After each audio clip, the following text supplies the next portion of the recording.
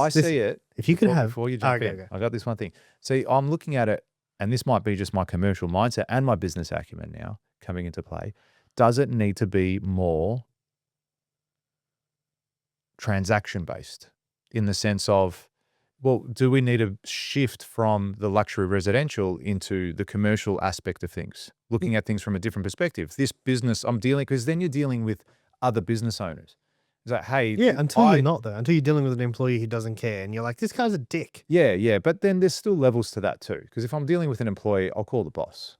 You know what I mean? I'm not going to fuck around. If like I've got a shit kicker telling me what to do. So No, but he could be like, he could be at a decent level, and they're like, hey, deal with him. And they're like, this guy's fucking pain to deal with. Yes, and that's what I mean. It's just a different set of problems. It's just because again, it's people. That's what we're trying to.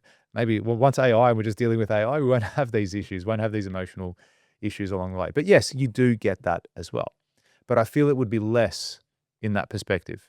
I feel it would just be more transactional and different going into that space. And that's what I'm looking at doing now. You know, I'm looking at opportunities that exist outside of the realm of what I'm doing now. Builder Elite forms part of that at the moment, right? There is that element of just doing something different, and I enjoy it. And it's great that we help people along the way navigate their journey in construction. But looking at it from the construction perspective, I'm like, well, if everything's harder to win, if the home warranty issues that we've got with, you know, even getting cover in the first place, trying to get a decent amount of cover and being restricted with what you can build, then coming into all the compliance issues that they're now putting into place and making it harder for builders to get ahead. All these things that come into play. You're looking at it, we'll go, well, why am I competing with that? Why am I now going to sit here, blood, sweat, and tears into this when I could shift the focus slightly, go and speak to a different clientele, partner with different people that have a collaborative approach, and move in that direction? And the more and more I think about it, the more it becomes appealing, and the more that I have opportunities that come up as a result of that. So it's a shame, because I feel that the direction the industry is going in, a lot of good builders are going to leave that space. Yeah. That happens with a lot of things, doesn't it? Yes, it does. It does. And I'm not to say that we shift and that nothing, it's all rainbows and lollipops. I'm sure it'll just be a different lot of problems, a different lot of challenges that you've got to overcome. But that's the industry I'm in. And I feel that I'm equipped to handle them. Now, you were going to ask something before I interrupted you. No, it's like the problems you're referring to are problems, human problems. Yeah. You know what I mean? Like, yeah. Problems you have. There's a funny saying, I don't know who made it. Someone says something along those lines like, if in business we had no customers and no employees, this would be fucking great. Do you know what I mean? Because I could have no one causing me headaches on the back end, no one causing me headaches on the front end. And just do what we're going to do. Yeah, just go in and, 1, 2, 3, 4, and it's done. But with the no customers, there is no business. That's right. Do you know what I mean? The other side to it is like you look at, someone who does like e-commerce, and you're like, you guys mustn't deal, like, apart from like returns, there's no real human you deal with. You position yourself, get traffic, they see your thing, they buy it or they don't buy it. You have a good product or a bad product. I'm sure there's issues. I'm not a pro in the product space, but I'm sure there's issues with products that people tend to have. But yeah, it's a question.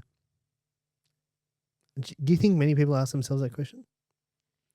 Because I don't know how to phrase the question. Yeah, I don't think they do, because I reckon people.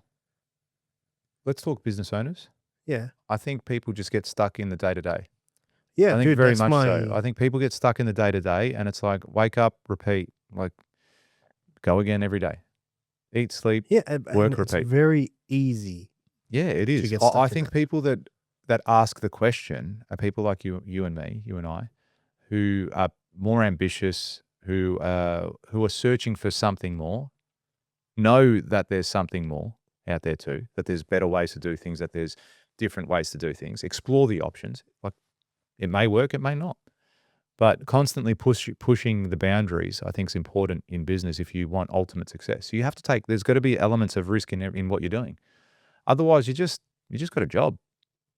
You've just got a job. You may as well just go and work for someone. Why have all the stress and heartache and all the issues? Go and work for someone, make some good coin, and not go down that path. But I do feel there's a level of people need to be entrepreneurial, being a true entrepreneur. Do you know what I mean? Not just I'm a business owner and this is what I do. I'm the CEO, I'm the director, but like a real true business owner, that someone that wants to step back and go, well, how do I do less in my business? Hands-on stuff. How do I really have an organization here where people are working, everyone's efficient, got great systems, great processes? How do I do that? Whereas I think too many business owners are practitioners. I think they're the person that runs the ad. They're the person that cuts the meat. They're the person that wraps the flowers, whatever you do. Mm-hmm. And then they call themselves the director. I think too many people get caught up in that conversation with themselves. Yeah, especially in the construction space.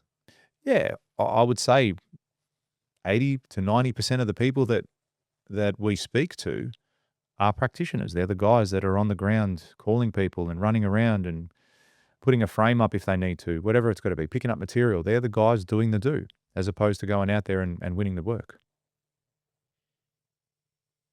Yeah, it's definitely a question that's,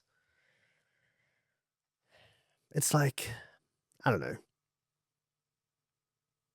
Sometimes I thought I would have been further along. Yeah, I think that all the time. But I try also not. I'm not. Don't feel sorry for me. Yeah, my life's pretty good. Yeah. Exactly, Like- exactly. But I just thought the way, like, you know, when you're like, okay, like, I would class myself as a pretty intelligent person. I'm pretty smart. Like, no one talks to me and says, "Look, that guy's got no idea what the fuck's going on." Like, you don't know. I can hold a conversation. If you've ever spoken to you about anything, you know I know what I'm talking about. I can think things through. I can work hard. I constantly. I don't know. It's a really good book you got to read, by the way. It's called The Goal. Yeah, check it out. It's quite cool. Read it. Listen to it. It's one of these real quick side note tangent. It's a book where it's like, it's read, but there's characters, but the characters talk in the audiobook. So it's like different voices and shit. Yeah, that's cool. Yeah. Anyway, good book, very old book. And yeah, I don't know anyone that I don't know many people that would read more than me or continuously learn or work. And then it's kind of like, man, like at what point am I going to learn the thing I need to learn to get the thing I want? You know? If you like that clip and you want to watch another one, click just over here. And if you want to watch the full episode, click just over here. Don't forget to subscribe to the channel, and thanks for watching.